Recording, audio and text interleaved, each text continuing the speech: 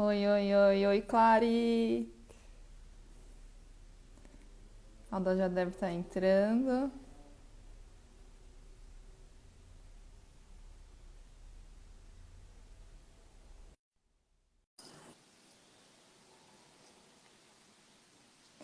Tá entrando. E aí, querida? Olá! Tudo Boa bom? noite! Que bom, que Tudo bom! muito Que bom. bom, Bia! Que Vai dar para delícia! matar saudades um pouquinho de te ver quase todos os dias. Nossa, né? A vida, meu, vai mudando, né? Os caminhos mas tudo bem, né? Quando a gente sai e deixa assim portas abertas, né? A gente deixa saudade, né? E quando a gente se Então, vê, a gente se aperta muito, né? Porque é uma ai, delícia. ai! A última vez você estava lá na escada rolante, lembra? Para ir no Na lançamento do livro. Carla! É, no É! Léo, Aí eu é! fui lá e falei, Alda! Delícia, né? Demais, muito.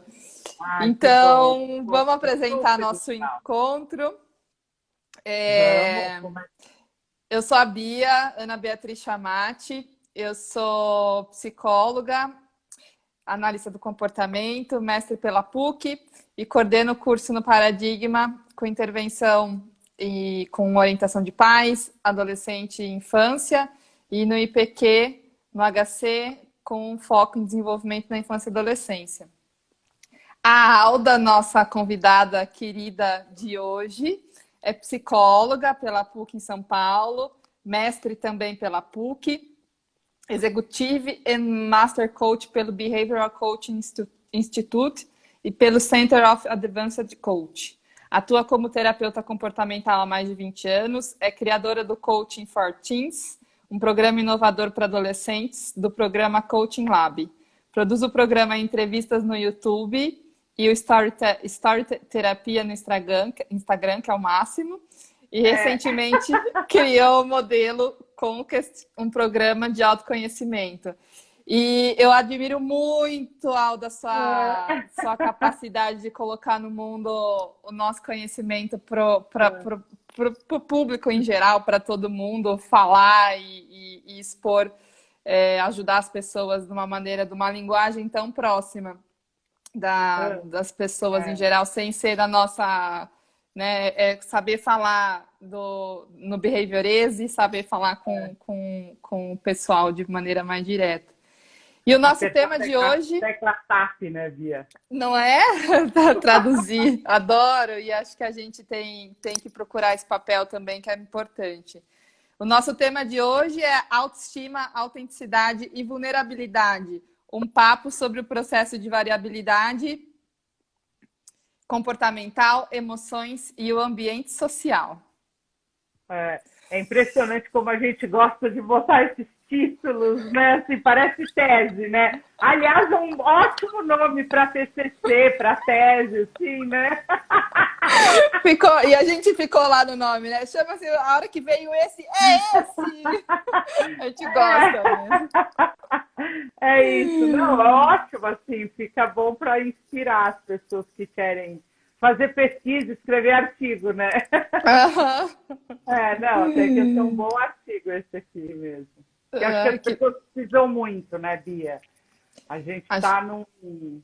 Eu acho que quem trabalha muito no consultório, né, recebendo as pessoas, a gente sabe que esse é um dos pontos principais, né, de queixa, né, das pessoas, né, essa questão da autoestima, essa busca, né, pela autenticidade. Eu venho aí há uns dias falando, quebrando a palavra essência, né, porque as pessoas gostam de falar, eu preciso da minha essência, né, encontrar o meu eu. Eu falo, não, sua essência está aí, entendeu? Não tá lá fora, Então, tá aí. porque do mesmo jeito que tem o behaviorês, né, e que às vezes a gente precisa traduzir para as pessoas, eu acho que também tem na comunidade verbal, né, no vocabulário das pessoas, palavras que elas usam sem ter muita consciência do que é isso, né? Então, muita gente também vem no consultório, eu pergunto, mas o que você quer? O que você precisa? Você veio buscar o quê? A pessoa fala, eu queria ter mais equilíbrio, ser mais leve. Ela fala isso, mas ela não sabe, né, o que isso quer dizer, ela não discrimina essa coisa no mundo, né? Então, acho que um dos nossos papéis é ficar apertando teclas SAPs, né? Tentando desmistificar essas palavras, esses termos, né, vocábulos, para que a pessoa, inclusive, tenha consciência e saiba o que ela tem que fazer para ir em busca daquilo que ela quer, né? E acho que até antes disso, né, Alda, alguns não sabem observar, né? Porque é a observação, a descrição e discriminar. Então, acho que a gente tem esse papel. E é interessante, você está trazendo como palavras, como essência, dentre outras, que vem quase, né? Todo mundo fala, eu também falo que eu vou buscar a minha essência. Um pouco. Não, eu também, lógico, a gente fala e usa, né? Faz parte, né? A gente faz parte dessa comunidade, a gente usa esses termos, né? Se a gente começar a falar só da maneira que a gente aprendeu, a gente só pode falar na nossa comunidade.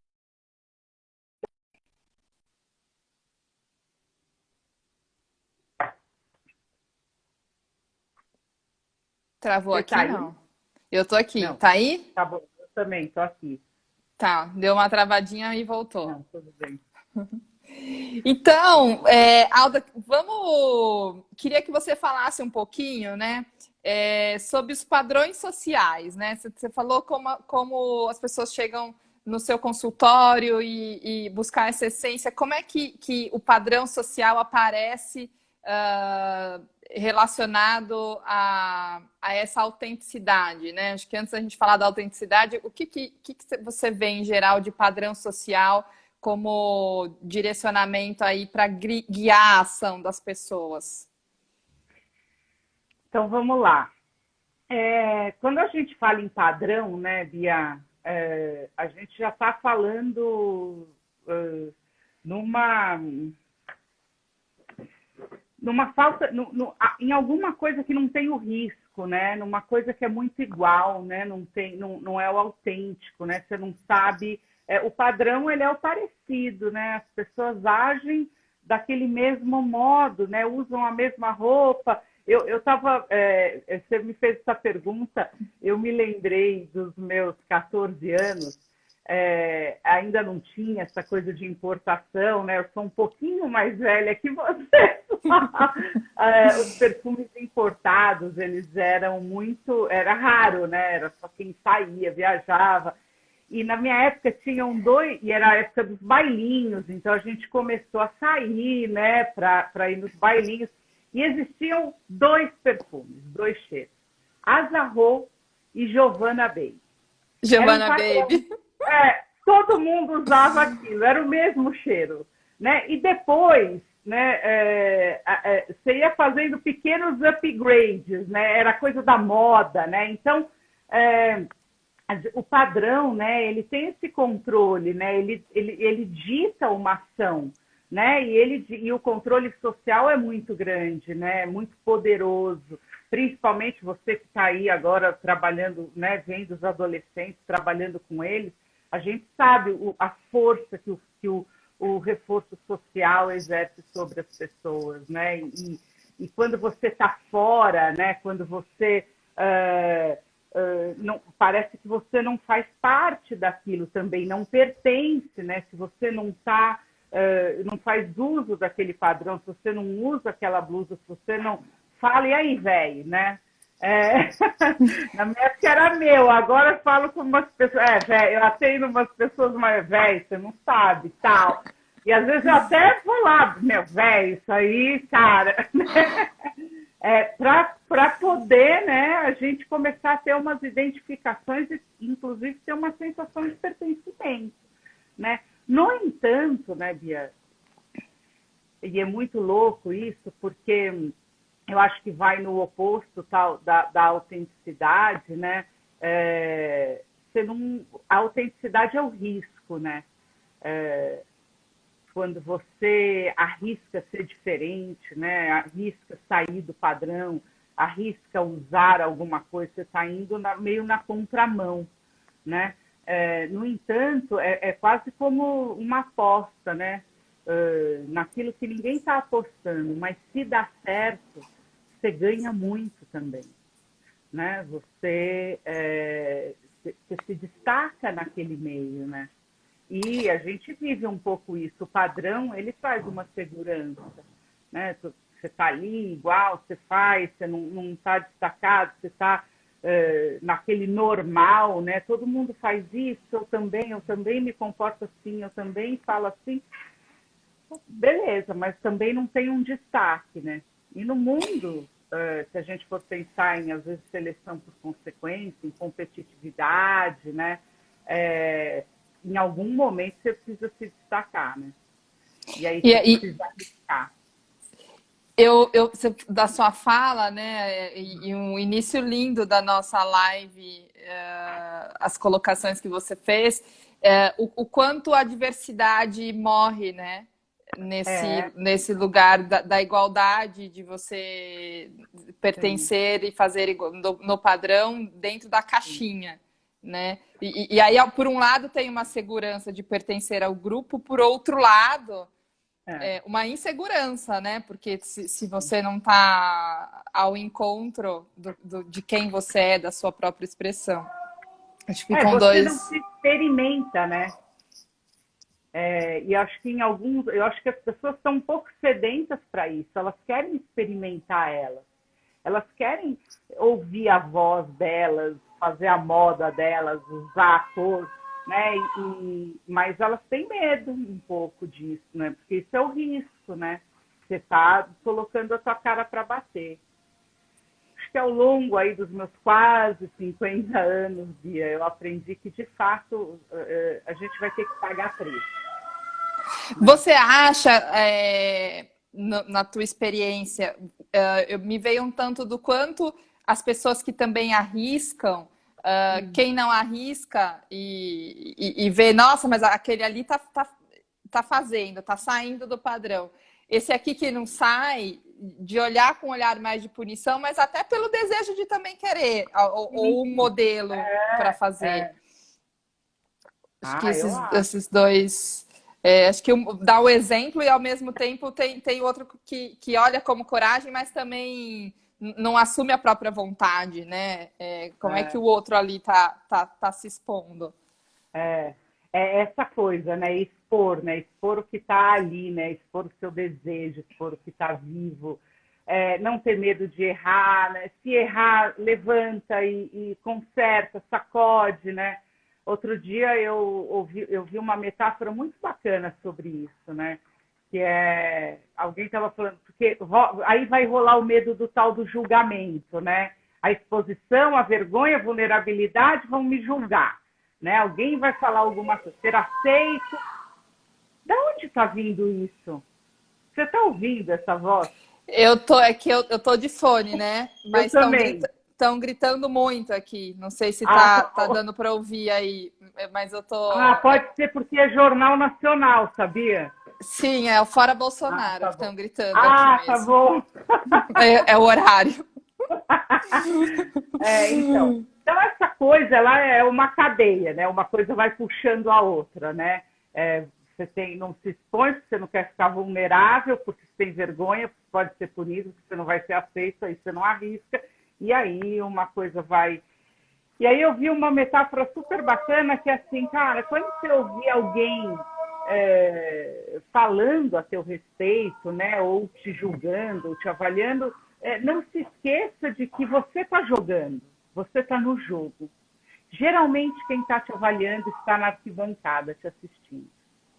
Né? E essa pessoa que está lá assistindo... Que lindo! É muito legal isso, porque vão ter várias pessoas te assistindo. Algumas, de fato, vão... E aí a gente sabe que cada caso é um caso, né? Mas muitas gostariam de estar ali, né? Outras vão te julgar quase como um recalque, né? Porque você está ali jogando, mostrando para ela o quanto ela não consegue, né? Tá ali também, ou quão difícil é para ela estar ali jogando, né? A Brené Brown fala de subir na arena, né? Arena, é isso, É arena. tipo, você tá É ali isso. exposto. É, Então, e é lindo o que ela traz é, sobre vulnerabilidade. E é. como que você vê quais emoções estão envolvidas nesse processo, né, Alda? Assim, tanto no momento que eu estou ali correspondendo ao padrão e me encaixar no que a sociedade espera, ou algum padrão até dentro da minha família ou de um grupo, né? E com relação a esse processo, que emoções estão presentes aí? Aí depois a gente fala desse processo de autenticidade. Sim, que emoções estão presentes quando você está vulnerável ali. É Quando isso? você está quando você tá correspondendo ao padrão, mas corresponder ao padrão não é uma correspondência com a sua expressão, né? É, Então, com, com...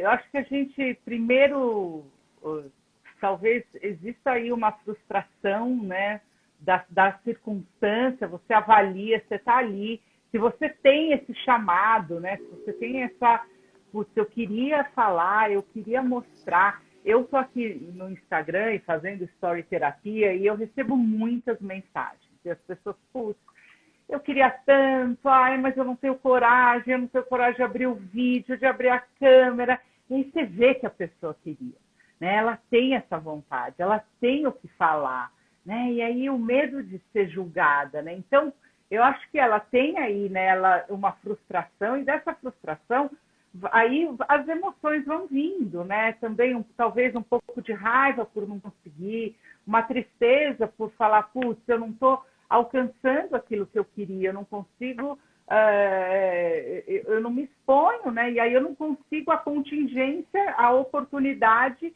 de ir atrás de um reforço, né? E aquilo de fato ser selecionado ali, né? Então, eu acho que devem ser essas. Eu, por exemplo, não ia aguentar, né? Eu lembro o meu primeiro story terapia, eu coloquei um filtro que era uma aquarela. Então a pessoa não me via. Eu passei 3 dias aquarelada, entendeu? Eu falava na aquarela, era um quadro, assim, para poder, inclusive, sensibilizar, entendeu? A E aí depois exposição. comecei a receber mensagem, pô, que legal esse tema, nossa, ainda bem que você está fazendo isso, amanhã vai ter, Alda, pronto. eu queria ir até te dizer, né? Quando a gente estava definindo o tema da live, quando veio esse, você falou, aí serei mais eu, né, É, você sendo autêntica, e o que e é o máximo, e é isso, né? é, De procurar o nosso trabalho, de procurar muito por isso. Eu queria que você contasse um pouco do Story Terapia, né, para as pessoas, quem não conhece, saber um pouco como funciona. E eu imagino que dessa experiência, você acabou de contar uma venham muitas histórias relacionadas a essa coragem de se expor. é, é. Bom, eu tenho uma coisa, né, Bia, que eu acho que eu estava até pensando nisso, né, sobre o nosso tema, né, e quando falo em autenticidade, eu sempre fico pensando, né, como é que eu sou assim, né, porque, como é que eu, e ainda analista do comportamento, né, até para poder montar os cursos que eu monto, para falar de autoconhecimento, A Michelle é, está falando aqui, a Alda é a é, pessoa mais autêntica que eu a, conheço. Eu diria que é uma das, se não for a mais. Então, e aí eu fui indo para trás da minha história, né? Aonde que? Será que deu uma virada? E aí eu vejo que sim, né? Quase como se fosse uma receita, a gente fosse fazer uma receita e fosse misturando as variáveis ali e de repente foi dando certo, né? Eu muito provavelmente fui muito reforçada por isso. Eu sou filha única e eu vivia com muitos adultos à minha volta e eu queria brincar, né, de criança, queria brincar tal. Então, uma coisa que eu acho que foi reforçando muito o meu comportamento foi a criação, né? Eu criei muitas brincadeiras sozinha. né? Eu tinha canteiros, as bonecas, e minha mãe trabalhava, meu pai também, eu estava ali só e eu criava muito. Eu tinha muita vontade de brincar com outras crianças. E é engraçado, tem um paradoxo aqui, né? Porque eu lembro que para eu poder brincar com as outras crianças, eu tinha que aceitar muito aquilo que elas queriam, né? Eu queria brincar de pega-pega e elas queriam brincar de esconde-esconde, mas para eu poder brincar com elas, eu tinha que aceitar, né? Então, inicialmente, eu acho que eu aprendi muito a abrir mão, né? Porque estar com elas era mais forte, era mais importante para mim, né? Então, chegou uma hora Interessante. que, ok, né? Então, eu acho que desde pequena, e eu vou te dizer que depois, adulta, eu fiz muita terapia quase para aprender a ter orgulho. Porque era muito fácil eu abrir mão, eu ser flexível, eu compreender o outro. Aí eu fui ver que, putz, a Alda era uma pessoa super legal. E a Alda era uma pessoa super legal, e é super legal estar com a Alda, porque, eu quero comer macarrão, e você McDonald's? Tá bom, eu como McDonald's. Porque para mim estar com o outro era muito maior. Né? E aí se não comer hoje o macarrão, eu como amanhã, né? Eu ia abrindo mão daquilo que eu também queria. Então, só adulta mesmo, que eu acho que eu comecei a colocar os meus desejos, né, a minha vontade. Mas aí também eu já tinha um repertório fortalecido de outras coisas. E acho que tem mais uma variável importante aqui também. E aí eu acho que tem muito a ver com a variabilidade, sabe, comportamental, que eu sempre tive amigos de diferentes tribos. E quando um não gostava de uma coisa, o outro gostava. Então, se eu me dava mal ali e ia para aquela turma aqui, a turma falava, mas aquilo lá é uma bobagem mesmo. Você vem aqui que aquilo... Então, tinha um grupo que te dava autenticidade ali. Exato. E eu acho muito por isso, por gostar de estar com pessoas, né? Por ter sido filha única, por estar com gente ser tão importante na minha vida, eu fui me adaptando a diferentes tipos, né? Gostos. E aí eu fui gostando de muita coisa, aprendendo muita coisa. E aí eu acho que esses pontos, né, fizeram com que a autenticidade e variabilidade fossem hoje como se fossem traços da minha personalidade, sabe? E o Story Terapia, que é a sua pergunta, ele veio um pouco nisso também, né? Eu fui sempre criando coisas, né? Eu lembro que meus filhos estavam entrando na adolescência e eu falei, se eu estou ajudando tantas pessoas, por que não ajudar os meus filhos, os amigos deles, né? Então veio o Coaching for Teens. Foi o máximo esse projeto. Eu acompanhei super. Muito legal. O próprio coaching, né, dentro da psicologia, eu lembro, o Denis era meu supervisor, eu queria fazer coisas que não cabiam na terapia. Um dia o Denis olhou para mim e falou, Alda, você já ouviu falar o que é coaching? Coaching? Nunca ouvi falar. Ele, vai lá saber, porque eu acho que vai combinar com você. Você quer fazer umas coisas que na terapia não dá, mas talvez nesse coaching dê. E aí eu descobri o coaching e falei, meu Deus, eu posso fazer tudo que eu quiser aqui. E aí eu iniciei essa história do coaching, fui levar o coaching para vários lugares. E aí a vida vai, tem altos e baixos, e os caminhos vão mudando. Peraí. E eu lembro que em 2017 eu perdi a minha mãe. E a minha mãe, eu estava iniciando, estava pegando o Coaching for Teens e estava abrindo um projeto de orientação profissional. E tinha feito um grupo em julho, e em agosto eu perdi a minha mãe. E meu chão abriu, Bia. Eu virei uma uva passa. Tipo assim, eu assisti Grey's Anatomy, 16 temporadas em um mês. Nossa! Era assim, era um pouco anestesiada. E, enfim, e eu não sou essa pessoa, né? E teve uma hora que eu acho que eu Imagina. vivi muito esse luto, vivi profundamente esse luto, entristeci, chorei, tudo que eu precisava. E aí chegou uma hora, acho que a vida começou a me chamar de volta, né? E eu vi que eu precisava me curar.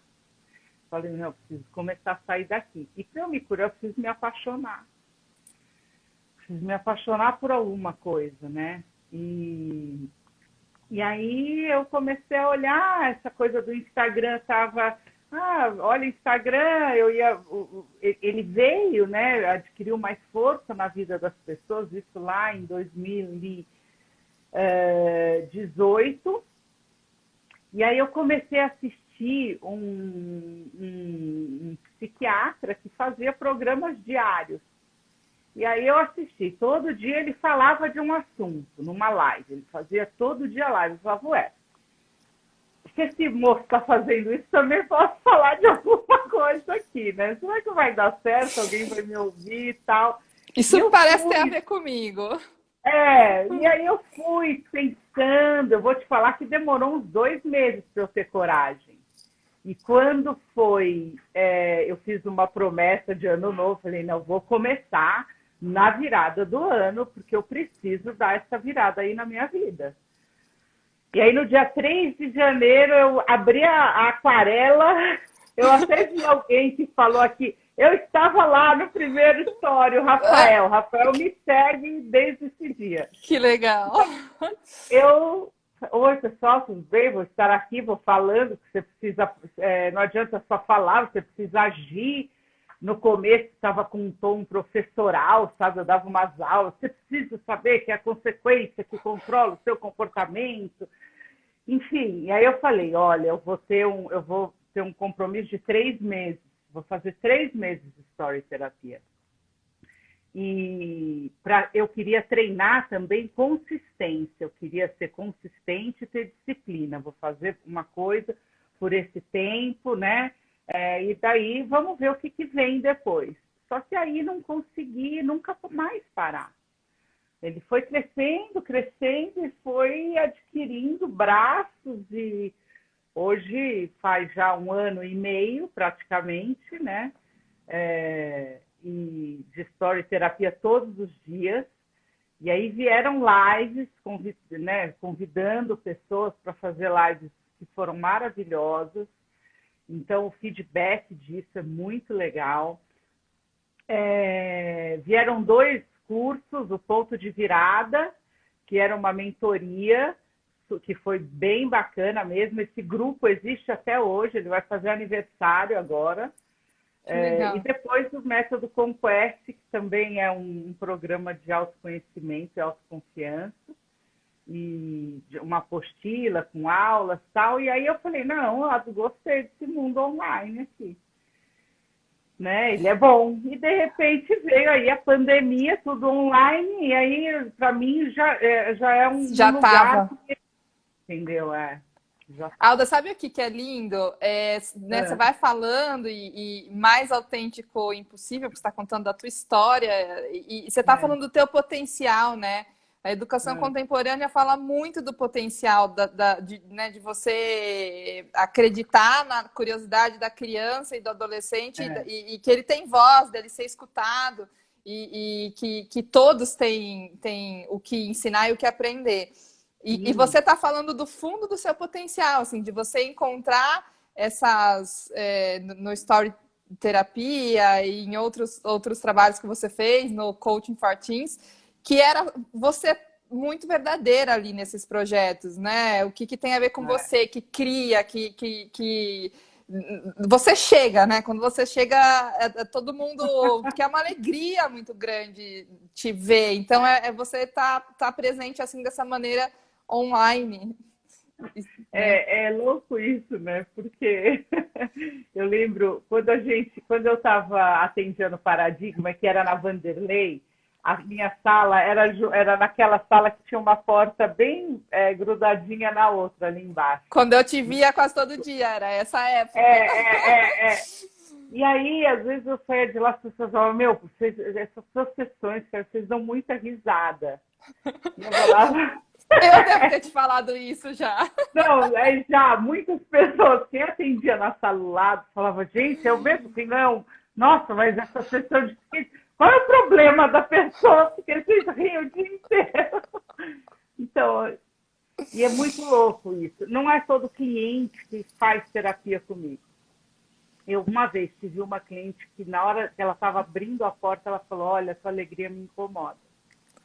Ela ficou Uau! por muito tempo. Uma querida, gente, e foi muito legal ela ter falado aquilo também, sabe? Mas ela falou, é muita alegria, não consigo segurar. E aquilo Interessante o que para isso mim foi dizia sobre ela, né?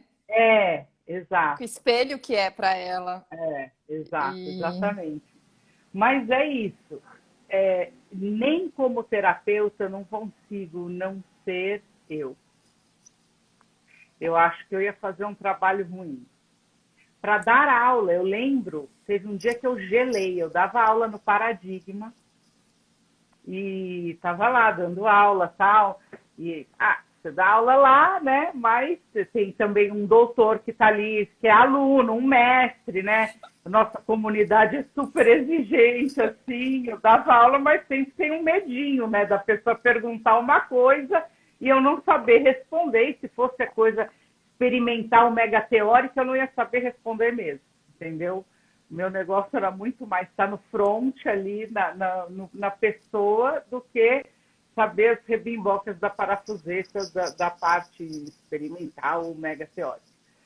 Às vezes, eu fazia reunião com o Cândido, né, que era bem teórico, ele e a Cássia, assim, aí a gente tinha que trocar e-mail, eles falavam umas coisas que eu falava, meu Deus, gente, eu falava, gente, olha, o pessoal está lá para aprender a fazer terapia com gente, entendeu? Vamos, eu nem lembro eu de entendi situações. direito isso aí que vocês estão falando. Enfim, e aí eu lá dando aula, o aluno levanta a mão e fala assim, posso fazer uma pergunta? Eu falei, pode, claro, né? Esse seu jeito, assim, tudo bem, assim, para as outras pessoas, para os professores, para a comunidade. Foi essa a Na hora pergunta? foi. Não, ele estava sentado no final da sala cheia, ele levanta a mão e fala, esse seu jeito, ok? Depois ele perguntou isso, eu vou te falar que eu não sabia mais quem era eu. Entendeu? O meu corpo estava, eu estava, tipo, a minha temperatura foi para 42 Cava um graus. buraco. Estava um buraco e eu falava, meu Deus, que jeito, acabou a minha vida, a minha carreira. Ele era mestre também. Lá no auditório 1, né? Tipo, no fundo da É, sala. tipo, e as pessoas ficaram esperando, né? Tipo, e aí? O seu jeito? E aí eu falei, eu vou te falar que eu nem sei o que eu respondi. Mas depois, essa pessoa que me perguntou isso, depois eu tive a oportunidade, aquilo me fez fazer supervisão, terapia, o meu Imagina. jeito, foi bem complicado, porque a princípio eu ouvia aquilo como uma crítica, né? E uma vez eu tive a oportunidade de encontrar essa pessoa que ficou muito próxima e eu falei, escuta, aquele dia que você me fez aquela pergunta, ele falou, então, porque eu me identificava tanto com o seu jeito e eu queria tanto poder fazer aquilo que você faz que eu precisava saber se você estava se dando mal ou não, entendeu? Então eu perguntei numa boa, porque eu queria que você falasse, não, tá tudo ótimo, você não vê, eu continuo dando aula aqui, eu sou aqui da equipe do Paradigma, meu jeito está permitido. E ele falava, era isso que eu queria ouvir. Né? E eu nem sei se eu respondi isso para ele, porque eu nem me ouvi, eu nem sei mais o que eu dei, que aula era aquela. Então, aquilo tirou. E Alda, você olhando para a tua história, e você está falando da tua história linda, como que você compreende ter escutado isso nesse momento, né? Porque depois, sei lá de quanto tempo, ele foi te contar que ele estava te elogiando, que ele estava te dizendo que ele queria fazer igual. Mas naquele momento você escutou como uma crítica. Mal. É, porque Você. era um jeito diferente. Eu sempre tive isso. Eu lembro, eu estudei na PUC, na verdade, o laboratório era a nossa casa, né? Então, o laboratório tinha lá a Téia, a Malha, a Nilza, né? As nossas professoras. A gente vivia muito mais lá do que dentro da PUC, né? Principalmente quem estudava análise de comportamento. E, e a Téia olhava para mim, muitas vezes ela falava, mas tem certeza, assim, porque você tem um jeito de junguiana, sabe? É... Fala, não, eu quero ser analista do comportamento. Não sou junguiana. Até ainda. E era engraçado, porque várias vezes eu sentei com a Amália para falar, Maria Amália, eu tenho uma coisa que eu acredito em Deus, viu? Eu não sei como eu vou fazer esse negócio aqui com vocês, porque, meu, eu acredito em Deus, em Jesus, entendeu? Como é que a gente vai? Ela falava, não, fica tranquila, vai dar tudo certo. A minha mãe é super beata, então um dia você vai lá conversar com a minha mãe. A Ziza entende bastante também desse negócio aí. E aí eu lembro que eu ia embora, na hora de ir embora, pegava minhas coisas e a gente ia dar tchau, né? Tchau, Amália, tchau, não sei quem. Elas tinham as salas delas. E aí eu falava para a Téia assim, tchau. E a Téia estava sempre abaixada, né? Preparando aula, né? A vida inteira, né? Ela já tinha dado 40 vezes aquela aula, mas ela estava preparando a aula. Então ela estava lá e falava, tchau, Téia. E ela, tchau. Aí eu falava, fica com Deus. Aí ela, você também. Maravilhosa! E aí era meio isso, porque, meu, eu vou te dizer que ao longo do percurso, né, a gente não falava muito disso. Eu tinha um amigo, o Caio. O Caio é uma das pessoas mais autênticas que eu conheço também. Caio Miguel, que era da minha turma. Tá, E não sei quem é. Não, só parênteses, né? Mais autenticidade do que no laboratório da PUC. Você falar, né? Fica com Deus, tchau. E ainda não, mas ouviu. não, eu vou te falar que na minha época tinham muitos autênticos ali. A Meca é muito autêntica, o Caio era muito autêntico e era engraçado. O Caio ele sempre quis fazer carreira. Acho que é o Nico que escreveu aqui, Linda. Caio, do Pro Estudo. Talvez seja ele que esteja O assistindo. Caio. A gente ia para as abas, né? E aí ia conhecer Catânia, ia conhecer Sidman, ia conhecer aquelas gente toda que a gente lia. E o Caio, ele queria estudar com aquelas pessoas, Malot, né? E o Caio falava muito bem inglês, a gente falava mais ou menos inglês. Aí a gente andava junto, né? Ali nos salões da aba, ele falava, ai, o Malot está ali, eu vou lá falar com o Malot. E a gente meio ia junto, porque a gente estava andando. Ele olhava e falava, vocês não abram a boca, hein, gente?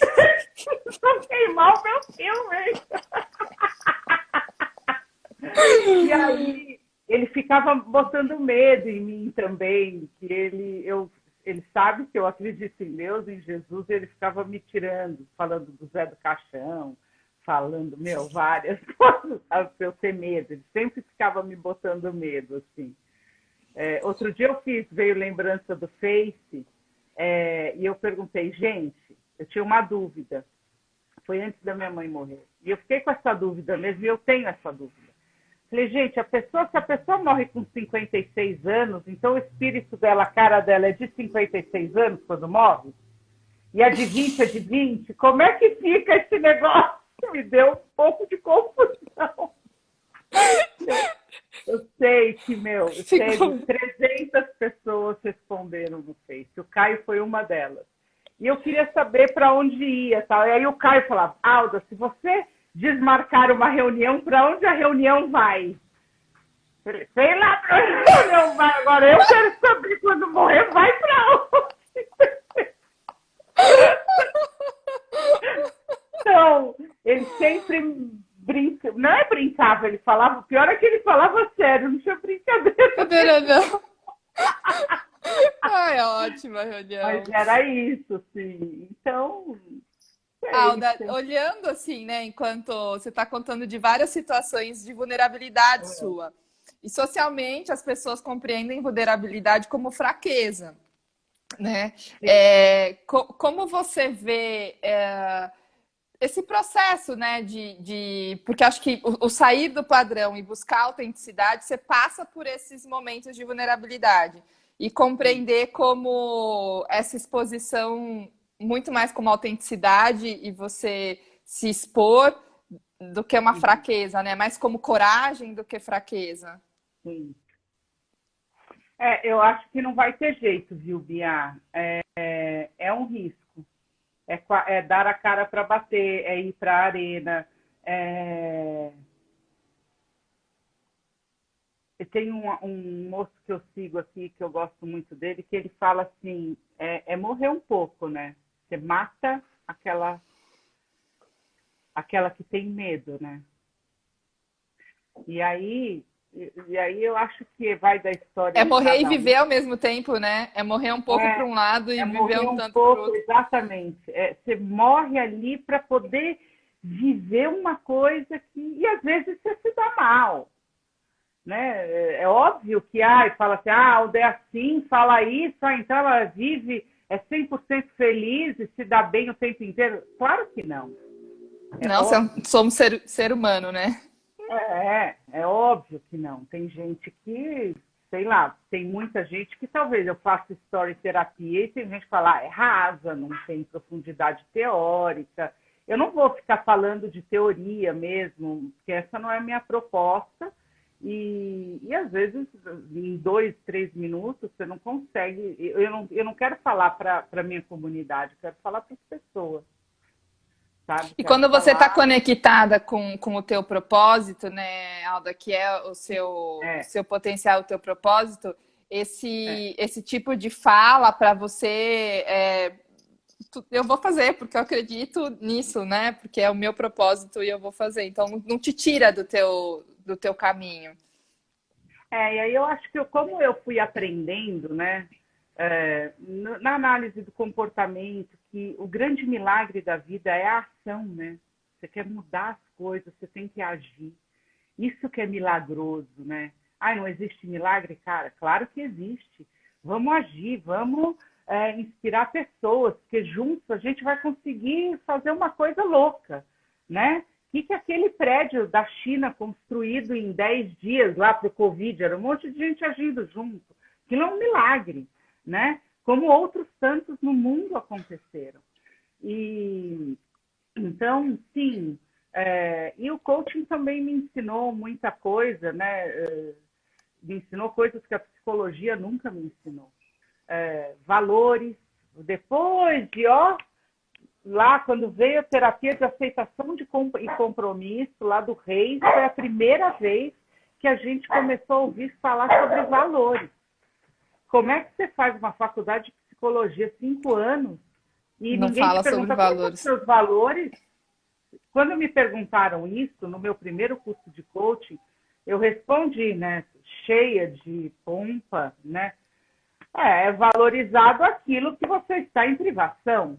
O cara olhava para mim e falava, quê? Tô falando nada assim. Falei, como não?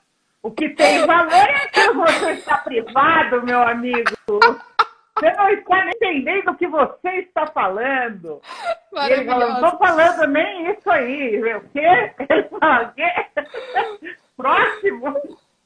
Né? Então, o coaching, de fato, ele me abriu muitas portas, me ensinou muitas coisas, e dentre todas elas, Bia, teve uma, e essa é uma que eu tento passar muito para as pessoas, é que em algum momento da vida, você tem que saber o que importa para você. Quando você sabe isso, você tem isso, você guarda isso, aí eu acho que você consegue se arriscar muito mais. Essa coisa do propósito, né? Eu vou viver para quê? O que eu quero? E quando você sabe, né? Então, o que é importante? A minha família é importante, os meus filhos. Isso que é importante, é isso que é o carro-chefe. E é importante, eu gosto mesmo de transformar a vida das pessoas. Eu gosto de alguém olhar e falar, caramba, obrigada, você falou uma coisa que eu precisava ouvir hoje. Isso me faz muito mais feliz do que, sei lá, ser convidada para escrever um artigo.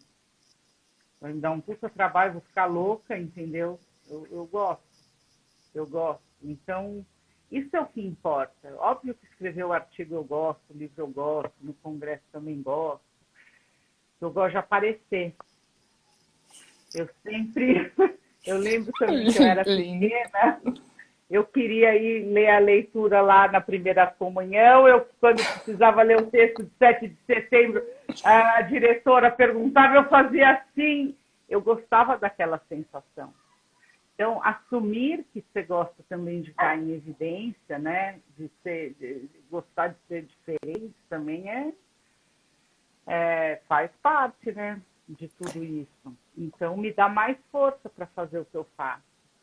Eu queria trazer, Alda, acho que você tocou um ponto importante, né? Acho que essa conexão, tem pessoas que não sabem quais são os próprios valores, né? Acho que a gente vê isso na terapia.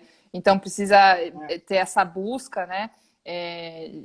Encontrar quais são os meus valores na minha vida. E você citou a ACT, quando a gente falou de um pouco morrer um pouco e viver um pouco, eu queria trazer citar um pouco que nesse processo, né, e a vulnerabilidade, a questão da esquiva experiencial, a gente vai ter uma tendência de querer fugir daquele sentimento ali, de não sentir todas as sensações que essa exposição traz, mas que é só sentindo que a gente, né, tá ali na arena e só sentindo que a gente volta para a arena e se expõe de novo e tem um aprendizado e cria repertório novo. Então, eu queria trazer um pouco essa emoção, o sentir, as emoções desagradáveis e difíceis que nos tornam, às vezes, peraí, eu vou sair aqui desse... Tá difícil sentir, então deixa eu me retirar. E não, fica, se expõe mais ainda. Não, eu acho super importante isso que você está dizendo, que eu acho que é uma das colas, né, do nosso título aí, autoestima, né, tem o espacinho, vírgula, cola, né, esses sentimentos desagradáveis. E aí, se eu for contar a minha história aqui de sentimentos desagradáveis, a gente pode fazer uma live, eu também contaria vários deles. E aí eu acho que isso me calejou também. Já temos outra, então. Mas isso prepara, eu acho, né, a gente. E eu tive que lidar com eles. Porque muitas vezes, Bia, o sentimento difícil, a emoção difícil, ela é inescapável. Não tem como escapar. Você tem que sentir. E não é que eu quero romantizar, mas existe uma beleza na dor também, né? Senão a gente não ia ter música, poesia, né? Eu lembro outro dia meu marido estava falando, eu tinha preocupado com, né, os filhos, né, no apaixonar-se, né, no morrer de amor. E eu falei, não, mas se morrer de amor é bom. Pior é não sentir nada, né? Quando você está ali, ai, queria tanto, oh, meu Deus, tem uma coisa boa, você está sentindo, o sangue está pulsando, você está ali, né, chorando, é bom. Pior é você falou sentir. de que você queria se apaixonar, né, em algum momento, e acho que é essa busca, né, assim, as pessoas se apaixonam por você, pelo seu jeito, né, por essa alegria que é espelho para os outros também, e isso é o sentir. Então, é muito importante. Agora, em épocas de corona, agora, outro dia, eu fiquei mal, eu fiquei com pânico, eu comecei a tomar ansiodoro. Uma amiga outro dia perguntou, e aí, como é que você está? Eu falei, estou com sensação de morte iminente e vida eterna, entendeu? O tempo inteiro eu sinto, vou morrer. Nós vamos me entubar. Meu Deus, ansiodoro, meditação. Tô mal. Não me deixa sem farmácia. Nossa, aí eu fazia a meditação e uma prática que eu faço que chama o DGI, eu falava, não, tô forte, corajosa, guerreira, vamos lá, entendeu? Dali a pouco eu já ia morrer de novo. Aí o meu marido olhou para mim e falou, sabe o que que é? Você é tão intensa, você vive tanto a alegria e você vive a dor também, tanto, sabe? Eu falei, é isso mesmo, né? Porque é isso, né? Essa coisa de viver meio morno, né? A comida é um pouco insossa. Para mim não me gusta, entendeu? É bom às vezes, você precisa de um pouco de uma coisa meio de uma canja, né, para dar um respiro, mas eu gosto muito de viver, Bia, então Sentir as emoções, né? é, E mesmo aí, às Alda, vezes. pra gente. Nós temos mais ou menos uns de 5 a 8 minutos de final de Nossa, live já, que o tempo voa. Tem boa, um a monte de vida gente boa. escrevendo aqui, citaram Teatro Mágico, que se identifica com Ah, você, te elogiando, vários comentários aqui. E eu que queria legal. falar um pouco da correspondência entre o sentir e o fazer. A gente falou Tá, dos valores e acho que isso, né, tá para a gente entrar na reta final do nosso papo. sim, A gente começou falando de padrões e sim, você entrou aí falando bastante da sua vida para falar da autenticidade e queria sim. finalizar com esse olhar, assim, né? Essa busca dessa relação, a correspondência entre o sentir e o fazer. Ô, Bia, eu acho que na verdade nós somos, todo dia a gente acorda para tentar fazer melhor, né? Muitas coisas que eu falo aqui, eu eu preciso fazer aquilo. Eu preciso me convencer de que aquilo também é para mim. E é a vida inteira, assim. Algumas vezes a gente sabe, a gente já, né, a contingência já é tão. Aconteceu tantas vezes que a gente já tem propriedade naquilo. Né? Então, uh, por exemplo, eu estou sentindo isso, não quero sentir, não adianta, você tem que fazer alguma coisa para mudar essa condição. Quando eu falo eu precisava me apaixonar, o que é isso? Não é eu preciso morrer de amor, meu coração precisa pulsar. Eu preciso fazer alguma coisa na qual eu me apaixone, né? Eu seja reforçada por aquilo, aconteça ali uma troca que eu fale, putz, que tesão isso aqui que está acontecendo. Né? Então, mas e aí volta lá para o começo, né? Para aquilo, para esclarecer as palavras, né? Então, o que é o me apaixonar, o sentir, né? A correlação entre o sentir e fazer, para que a gente sinta, né? A gente tem que botar a mão na massa, né? Tentar de novo, deu errado, vamos ter que levantar. Está sempre motivada? Claro que não. Alda, você tem vergonha? Sim. Às vezes fica, sim, eu tenho tudo. Né? Não é porque eu tenho coragem de vir aqui me expor e falar que eu estou livre das outras coisas. Pelo contrário, todas elas aparecem, muito. E, e é isso. Que a relação é muito essa, a gente viver é um treinamento de vida, né? Sim, você está falando muito dessa exposição, né? É. Então, enquanto o treino.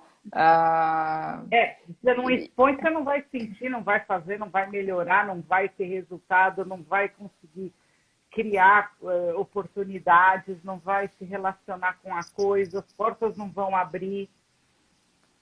Você estacionou, né? E a gente deu aula no nosso curso lá do Paradigma sobre autoestima faz um mês mais ou menos, e trazia o quanto os pais, nesse processo do desenvolvimento da autoestima, né, a importância que eles têm, e Total. um foco da pessoa, da criança, né, e a gente está falando aqui, nossa, sentir que tem valor, que ela é Sim. amada e que ela tem valor. Então, o ter valor é eu me sentir amado e eu entender que eu tenho algo para dar para o outro. Então, quando você... Isso está ligado à expressão do verdadeiro eu, né? Então, trazia muito isso, que quando os pais direcionam, fugindo dessa essência da criança, do que é a livre expressão dela ali, ela se relaciona numa mentira. Ela não se relaciona, não cria relações verdadeiras, porque ela não é ela mesma. E aí a autoestima está... né, tá comprometida. Então, eu tenho, você sabe que lá no meu canal do YouTube eu fiz uma Story Terapia, foi um dos maiores que eu fiz, foi sobre autoestima. E falando muito para os pais, sim, você tem a ver com a autoestima do seu filho. Né? Então, total. E aí eu estava falando muitas vezes, muitas coisas ali. E sim, tá na nossa história, né? Eu não vou te falar que eu acho que essa coisa do entender o valor que eu tinha veio muito tempo depois. Mas teve uma coisa que eu sentia sempre, que era, eu me sentia amada, né? Pela minha mãe. Então, isso acho que foi um grande sustento ali. E aí é o paradoxo que eu acho que a gente falou. Para poder ser amada, o meu repertório comportamental variou muito. Isso foi me trazendo muitos benefícios. Então, eu me expunha e acontecia. Né? E aí, então, expunha. É quase como se você fosse apostando e uma hora é igual a roleta, né? Você bota em todos os números e um deles que você pôs, você vai dar, né? E aí né, que você falou ter vários grupos em que você se identifica e você aceita e você se sente confortável, sim, né? Porque você variou muito, é porque você se expôs muito. Lindo. Tá todo mundo agradecendo, falando que a live foi linda. A Carla mandou oi, a Bia aqui também, lá no começo. Carla.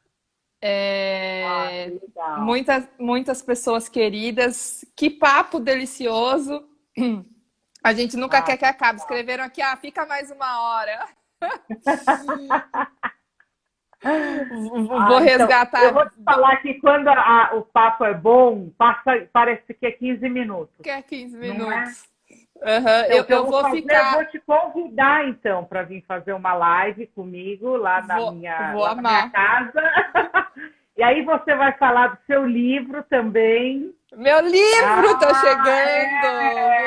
Super! Então, eu tô mega animada com ele. Fica o convite aqui para a gente poder falar de adolescentes, de pais. Aí eu te convido. Já tá aceito. Já tá aceito. E até a gente tem mais uma hora de papo bom. Maravilhoso. Fica salva a live aqui. Um beijo enorme. Eu me senti como se a gente tivesse visto ontem. Ai, que delícia. E eu acho que essa sensação só vem porque a gente sempre se sentiu assim, né, Alda? Quando se encontra, isso, quando tá junto. Tem esse afeto e tem a liberdade de poder ser. É isso, e que delícia. Não vejo a hora de pegar seu livro na mão. Eu também, Mari. Então. Eu também quero. Eu peguei o protótipo, já chorei aqui. Tá todo mundo escrevendo seu livro, tá chegando. Dia 20 de julho, abracaixa.livro. Aí. Tá, então, já fica o convite aberto para a gente poder falar do seu livro lá no meu canal. Fechou, tá, Marta? Vamos só marcar a data. Um beijo gigante. Espera, pra todo mundo. A gente vai fazer uma pose aqui de assim pra galera fazer um print. Então temos 20 segundos. Live. 20 segundos. Então um beijo, tchau, senão você não consegue salvar. Tchau! Beijo, tchau. Beijo, tchau.